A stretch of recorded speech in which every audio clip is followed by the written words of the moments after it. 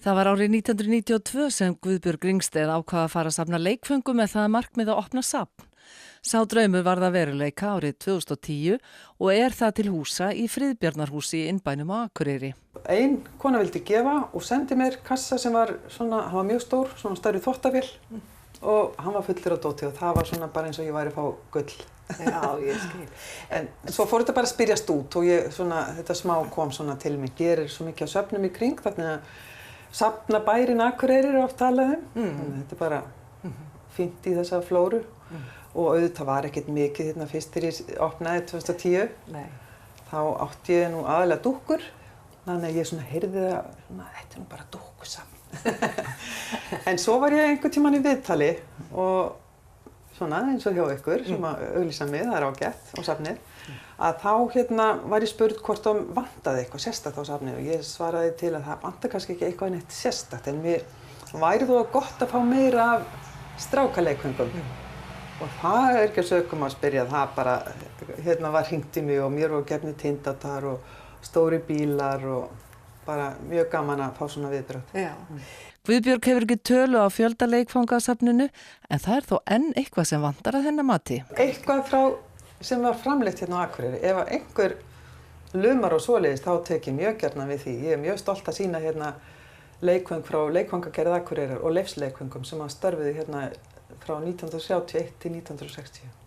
Og það kannski ekki tilviljun að þetta var starfandi á þeim tíma, það ætlaði að kreppa í heiminum. Einmitt, já.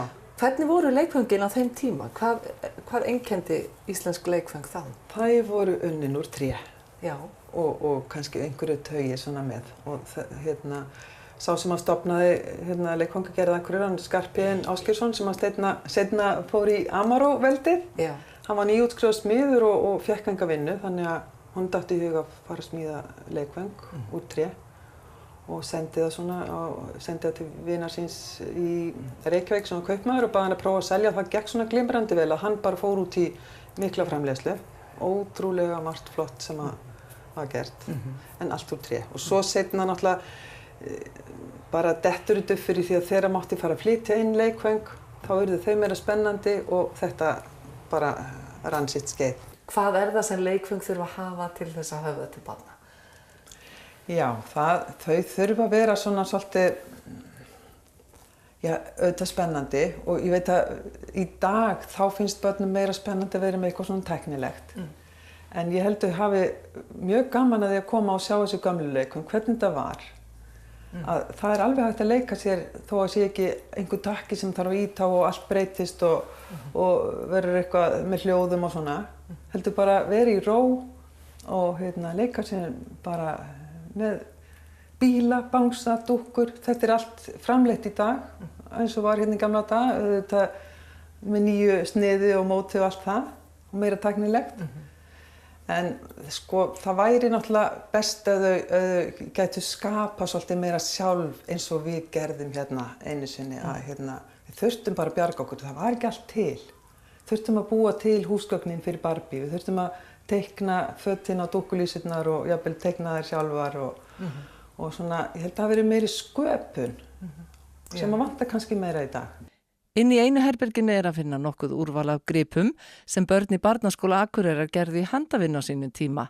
Þá var ekki endilega farið eftir áhugasviði hvers og eins. Þessir voru mjög algengir, þessir rúðóttu handavinnupokar sem voru gjarnan notaður undir sundföt eða leikföngsföt. Og þetta áttum við stelpurnar að gera og við áttum að gera dunga. Við áttum að gera pröfumöppu með einhverju sérstakri stjörnuúrtöku í hæl á sokk og... Ég sé hvað þið fannst þetta skemmtilegt. Já, ég þoldi þetta ekki. Og svuntu, pottaleppa, hundleiðilegt. Já, allt þetta. Þannig að strákarnir máttu gera sér leikföng. Já. Og meiri segja úr blikki. Já, þetta gert hjá honum Kalla Hjalta. Hann var náttúrulega, þeir elskuðu hann allir.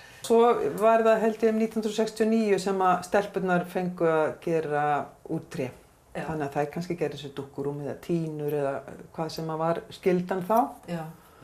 En ég ætla nú líka að minnast á skúturnar því þetta tilheyrði líka siglingadeginum. Já. Já, það var ýmist sko blikkskipin með mótor eða skúturnar. Já. Þannig að það var keppni og þetta var bara mjög spennandi. Já. Það herbergi sem vekur hvað mesta gleði hjá börnunum er leikherbergið því þar má snerta og leika sér með gömlu leikföngin. Ég verð að vera með eitthvað sem að þau mega snerta. Því að það er náttúrulega voðalega skrítið að koma inn í hús fullt af leikföngum og þú mátt bara, nei það þarf að slá á hendina, það mátt ekki snerta. En þau kunna þetta nú flest að þau eru komin á safn og þau eru bara að horfa. En ég vísa þeim hingað inn og segi þeim að hér með þau leika sér. Og þau eru mjög fegin því og setjast gjarnan og gera myndir eins og við sjáum hérna á veggjónum. Mjög flott hjá þeim. Og þau eru oft hérna svo niðursokkin í að leika sér. Þetta er eitthvað nýtt dót fyrir þeim og foreldrarnir fá þá tækifæri til að skoða á meðan allt safnið. En svo er það oft þannig að foreldrarnir eru orðnir óþolinmóðir að bíða eftir börnunum því að þeim finnst það gaman hér að þau ætla ekki að ná þeim út. Og ég segi fóreldur, farið annan hring, þið náuðu ekkert öllu. Og síðan segi ég bara, komið bara um 5 og sækið þið, því að hérna, ekkert mál, þið með að vera hérna. Passa börnum. Já. En þá þau náðu þeim nú alltaf á endanum, sko. Já.